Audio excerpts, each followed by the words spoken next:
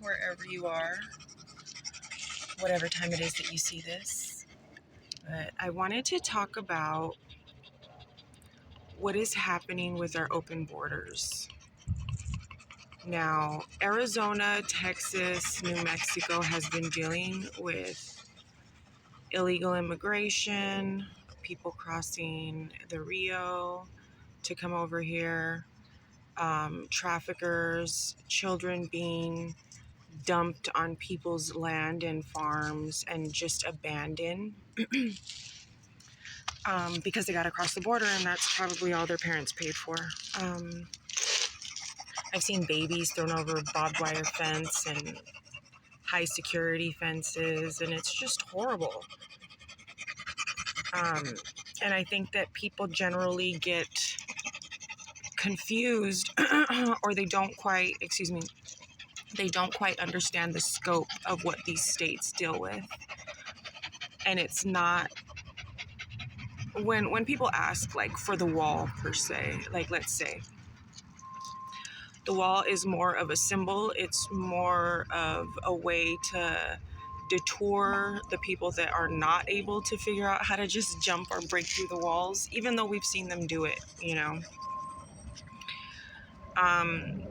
But to me, it meant like it was more or less trying to make a statement. You know, we love immigrants here. This is a country built on immigrants. And now that Texas, Arizona, and New Mexico are sending the illegal immigrants, the ones that are just crossing the open border, and let me tell you, I don't know if you guys have been paying attention, but if you look at the news of how these people are being handled and processed and taken care of, you would be appalled.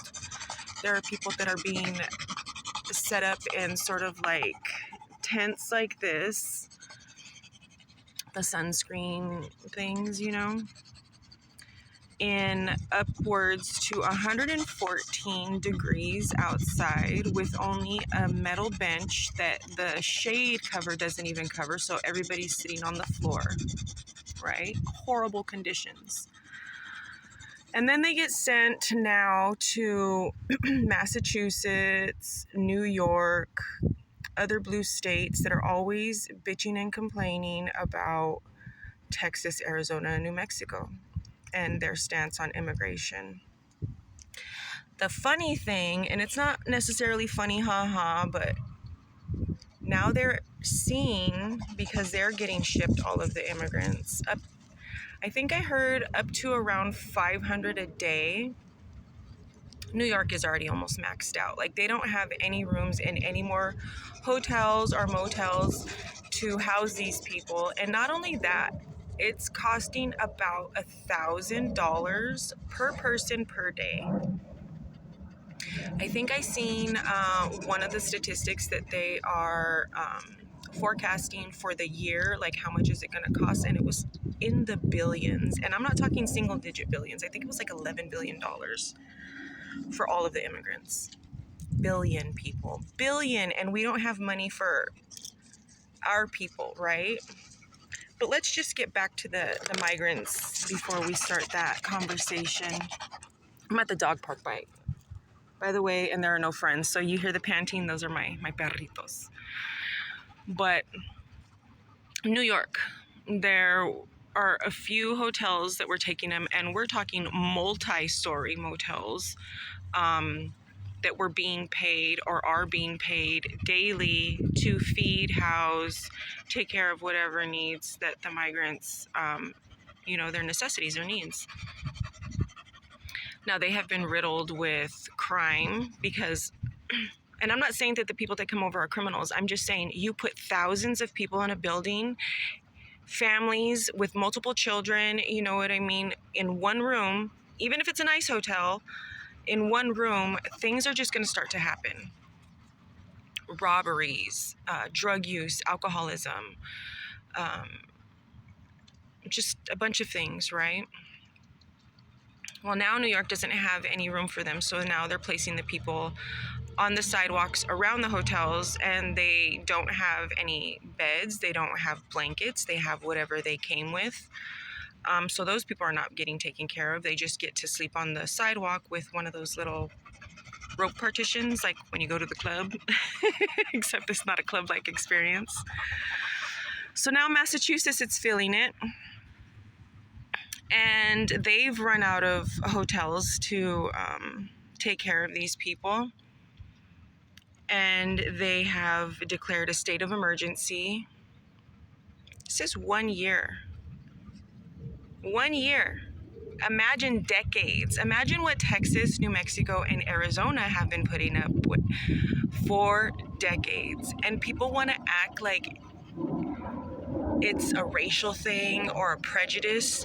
Nobody's really discussing the quality of life that these people are going to have when they get here. Is it necessarily better than where they come from? I can't speak on that. But I cannot imagine throwing children over a fence, them getting recovered, being processed in a situation like I seen the footage, guys. So being processed in a situation like that, and then getting shipped off to Massachusetts with no family. I feel like there would be an increase in the probability that those children will be violated, abused, taken advantage of, or trafficked. Let's talk about that, right? So Massachusetts is in a state of emergency. They have no more hotels to house these people. New York is just done.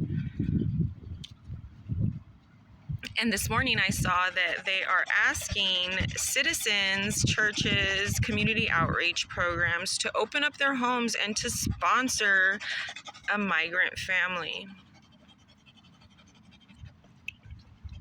Do you really think that people are going to open up their homes to perfect strangers that they probably don't understand the language, the culture, the situation, the roads that they traveled? I don't think so.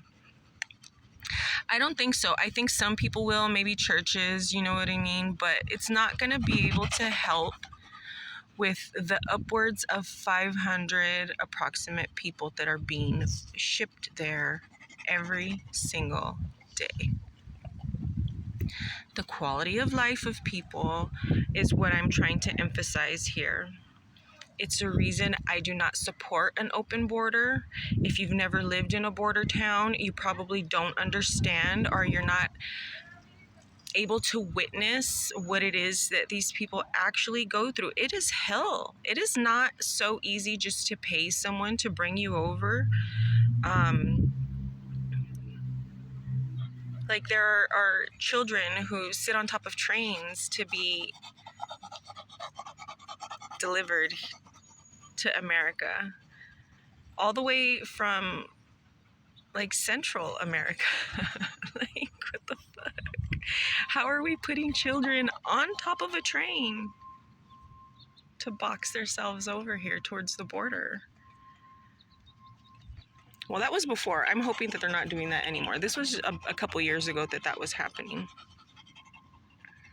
But it's dangerous. The American dream. Like, is there even an American dream anymore? We have the most freedoms than any other country. And look at the state of us.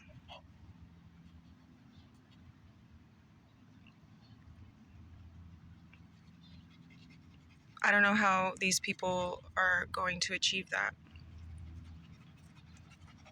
I hope that we're able to figure something out, because it's too late, so to speak, because we have thousands and thousands and thousands of people that have been accommodated thus far, and now the resources are running out. I mentioned it briefly earlier, but what are we supposed to do